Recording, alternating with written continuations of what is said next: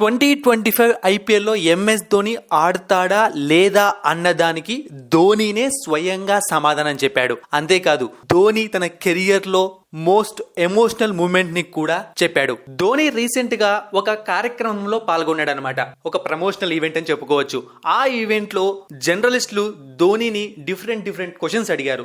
దానికి ధోని కూడా చాలా ఇంట్రెస్ట్ గా సమాధానం చెప్పాడు. ఈ క్రమంలో ధోని మాట్లాడుతూ 2025 ఐపీఎల్ గురించి స్పందించాడు. ప్రస్తుతానికి బాల్ నా కోర్టులో లేదు, అది బీసీసీఐ చేతిలో ఉంది. వాళ్ళు ఎలాంటి రూల్స్ అండ్ రెగ్యులేషన్స్ తో వస్తారో చూసుకున్నాక నేను ఆడాలా లేదా అన్న దానిపైన ఒక స్పష్టత వస్తుంది. అంటే ధోని చెప్తోంది ఏంటి అంటే రిటెన్షన్స్ గురించి అనమాట. ఇక అంతేకాకుండా ధోని ఇంకొక మాట అన్నాడు అనమాట. నేను ఏ డెసిషన్ తీసుకున్నా టీమ్ కి మంచి జరిగేలా డెసిషన్ తీసుకుంటా అని చెప్పాడు. అయితే ఒకటి మాత్రం అందరికీ అర్థమైంది, రిటెన్షన్స్ ఒకవేళ ఎక్కువ ఇస్తే ధోని కూడా 2025 ఐపీఎల్ ఆడడానికి సిద్ధంగా ఉన్నాడు. సో ఎంఎస్ ధోని ఫ్యాన్స్ అందరూ బీసీసీఐ రిక్వెస్ట్ చేయండి రిటెన్షన్స్ పెంచమని. అప్పుడు ధోనిని మీరు ఐపీఎల్ లో చూడొచ్చు. ఇక నెక్స్ట్ ధోని తన కెరియర్ లోనే మోస్ట్ ఎమోషనల్ మూమెంట్ గురించి మాట్లాడుతూ 2019 వరల్డ్ కప్ ఓడిపోయినప్పుడు ధోని గుండె బద్దలైనంత పని అయిందంట.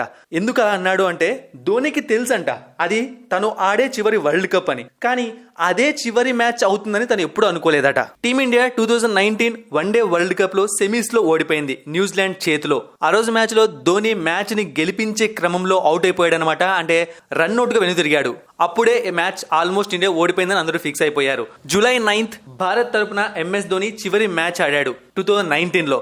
ఇక 2020 ఆగస్ట్ 15th అంతర్జాతీయ క్రికెట్ కు ధోని గుడ్ బై చెప్పేశాడు. మరిన్ని ఇంట్రెస్టింగ్ వీడియోస్ కోసం సబ్స్క్రైబ్ చేయడం మర్చిపోకండి.